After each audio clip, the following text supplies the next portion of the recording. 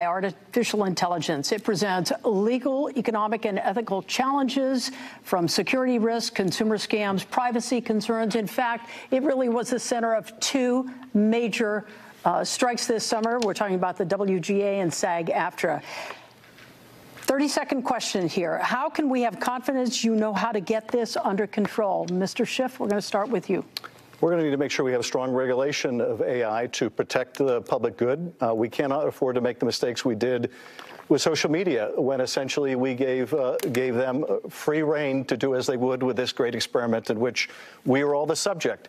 So we need vigorous oversight of AI. I was proud to be out there on the picket lines, making sure that in these contracts for so many of the workers in the entertainment industry I represent, that they had protections against the AI potential threat to their jobs.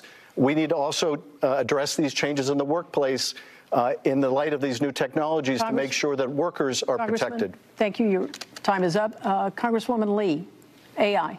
AI can be used for good. It can be used to harm people. I think it's important that right now we develop a regulatory environment so that it can be used for good. When you look at what has happened with technology, for example, and look at what happened to what's happening to our young people with no guardrails, we can use AI because it's here to stay to help with our climate crisis, to help with education, with health care. And also we have to be careful that it's not used to discriminate against people because there's some real issues around racial justice that we have to address with AI. Now's the time to do it. Thank you. Mr. Garvey, should it be regulated? What do you think? Excuse me. I see AI is here to stay.